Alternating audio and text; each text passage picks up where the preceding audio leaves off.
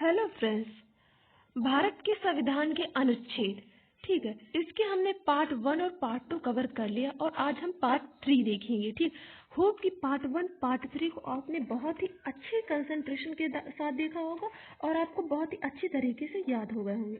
ठीक है, तो ये वीडियो हर एक कॉम्पिटिटिव एग्जाम के लिए इम्पोर्टेंट है, राइट। तो इस वीडियो में एक बार में 5 MCQ, दैट मीन्स कि 5 अनुच्छेद एक वीडियो में लिए जाते हैं और उसे से 10 MCQs कराए जाते हैं। ठीक है, और इन याद करने का सबसे अच्छा तरीका हमने बताया है कि आप अनुच्छेद और आर्टिकल को आसानी से कैसे याद कर सकेंगे। आज जब आपका कंसंट्रेशन रहेगा, जब आप उसे ध्यान से सुनेंगे वीडियो को, ठीक है, तो ध्यान से सुनिए वीडियो को और देखिए आपके 10 MCQ का जब हम लगाते हैं तो आपका कितना सही रहता है। ये आप कमेंट बॉक्स में दिखाइए, आप अपनी एफिशिएंसी को चेक करिए कि आपने इतना अच्छे तरीके से पढ़ाने के बाद क्या आपको इसमें से कुछ है जो नहीं समझ में आया, कहीं क्या आपका कंसंट्रेशन भंग हुआ। ये चीजें आपको पता चलेंगी आपकी एफिशिएंसी चेकिंग से। ठीक है, तो चलिए स्टार्ट करते हैं आज का पार्ट नंबर 3। ठीक, हमारे 10 तो हो गए थे, आज हम 11 अनुच्छेद से स्टार्ट करते हैं। ठीक, पार्ट नंबर 3 में आप सभी का वेलकम है। ठीक, तो चलिए स्टार्ट करते हैं अनुच्छेद 11।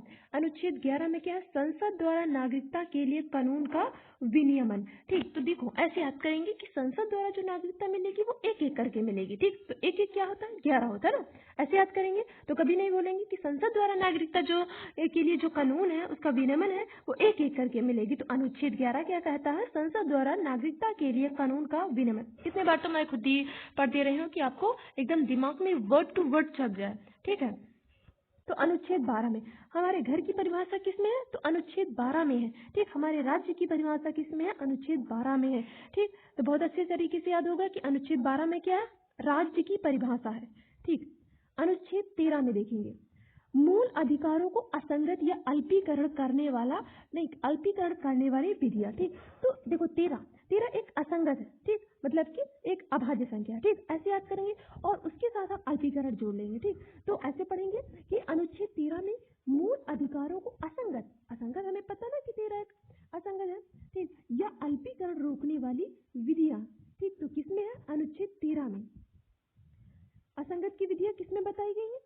आपको पता होगा ना, आर्टिकल 13 में बताई गई है। ठीक, अब अनुच्छेद 14 क्या कहता है? अनुच्छेद 14 क्या कहता है? विधि के समझ से समानता। किसकी समझ? विधि के समझ से समानता। मतलब हम जो भी जिस विधि से काम करते हैं, जिस तरीके से हर एक चीज का पढ़ने का तरीका, पढ़ने की विधि अलग अलग होती है। तो याद करने के पॉइंट ऑफ व्यू से हम ऐसे याद करें, हमारे काम करने का तरीका, हमारे पढ़ने का तरीका अलग है। तो उसकी समझ से समानता आर्टिकल 4 में है। उसकी समझ से समानता, जिस विधि से जिस ढंग से हम पढ़ते हैं उसकी समझ से समानता आर्टिकल 14 में है। आर्टिकल 14 में है। आर्टिकल 15 क्या कहता है? धर्म, मूल, वंश, जाति, लिंग या जन्म स्थान के आधार पर भेदभाव पर रोक। तो कई सारी चीजों पर भेदभाव करने के लिए रोक कौन सा आर्टिकल करता है? तो ये आर्टिकल 15 करता है। आर्टिकल 15 भेदभाव करने पर रोक करता है। एक आर्टिकल है जो कि धर्म, लिंग, जाति, इस पर भेदभाव करने से रोकता है। ऐसा कौन सा आर्टिकल है? तो आर्टिकल 15 है। एक बार रिवीजन करेंगे। आर्टिकल 15 में धर्म, मूल, जाति, लिंग या जन्म स्थान के आधार पर भेदभाव, भाई भेदभाव करने से रोकता है आर्टिकल 15। ठीक, हम जिस तरीके से काम करते हैं उसके समझ से समानता आर्टिकल 14 में है। मूल अधिकारों को असंगत या अल्पीकृत करने वाली विधियां, असंगत की विधियां किसमें बताई गई हैं? तो आर्टिकल 13 में बताई गई हैं। हमारे घर की परिभाषा किसमें? हमारे राज्य की परिभाषा आर्टिकल 12 में है। संसद द्वारा नागरिकता एक एक करके मिलेगी। ठीक, तो संसद द्वारा नागरिकता के लिए कानून का विनियमन अनुच्छेद 11 में। तो फटाफट से MCQs लगाते हैं। पार्ट 3, ये पार्ट 2 हो गया, पार्ट 3। यस, पहला क्वेश्चन है कि संसद द्वारा नागरिकता के लिए कानून का विनियमन किस अनुच्छेद में? हमने बहुत अच्छे से बताया है कि संसद द्वारा नागरिकता हमें एक एक करके मिलेगी। मतलब option number B, article 11 is the right answer. विधि के समझ से समानता किस अनुच्छेद में है? तो हमने क्या बताया? एक मिनट, यहाँ पर ऑप्शन थोड़ा सा मिस हो गए हैं। ठीक, ऑप्शन में थोड़ा सा मिस प्रिंट हो। ओके, तो इसमें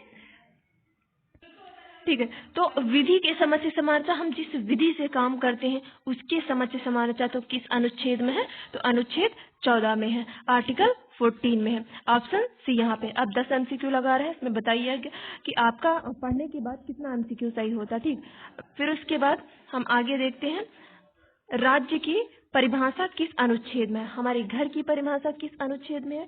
ठीक, तो अनुच्छेद 12 में है।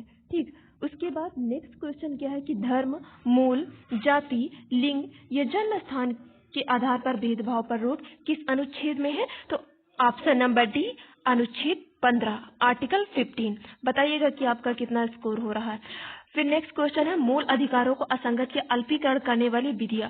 असंगत या अल्पीकरण करने वाली विधियां कौन से अनुच्छेद में है। तो यस, आपका सही हो गया होगा ऑप्शन नंबर सी, आर्टिकल 13। ठीक, नेक्स्ट क्वेश्चन क्या है कि आर्टिकल 11 में क्या वर्णित है। आर्टिकल 11 में क्या वर्णित है, बताइए आंसर आप सभी लोग। संसद द्वारा नागरिकता के लिए कानून का विनियमन। ठीक, तो संसद द्वारा नागरिकता एक एक करके मिलेगी। ठीक, अनुच्छेद 12 में हमने क्या पढ़ा है, अनुच्छेद 12 में हमने पढ़ा है और हमारे घर की परिभाषा होगी, हमारे राज्य की परिभाषा होगी। 10 क्वेश्चन कर रहे हैं, बताइएगा, अपनी एफिशिएंसी चेक करिएगा। ठीक, अनुच्छेद 13 में क्या है, अनुच्छेद 13 में हमने क्या बताया, 13 एक असंगत नंबर है। ठीक, असंगत नंबर है और इसके साथ हम अल्पीकरण जोड़ेंगे तो मूल अधिकारों को असंगत अल्पीकरण करने वाली विधियां। फिर अनुच्छेद 14, अनुच्छेद 14 में हमने बताया विधि के समक्ष समानता। अनुच्छेद 14 में हमने ये बताया कि विधि के समक्ष जैसा हम काम करते उसके समक्ष समानता हमें आर्टिकल 14 में है, तो ये आर्टिकल 14 होगा। तो आर्टिकल 15 में क्या बताया, आर्टिकल 15 में हमने बताया है कि कई सारी चीजों पर भेदभाव करने से रोकता है, तो वह है ऑप्शन नंबर डी। तो धर्म, मूल, वंश, जाति, जन्म स्थान के आधार पर भेदभाव पर रोक, आर्टिकल 15। बताइएगा कि आपका स्कोर कितना है। वीडियो अच्छी लगी हो तो please like, share and subscribe. Thank you for watching this video.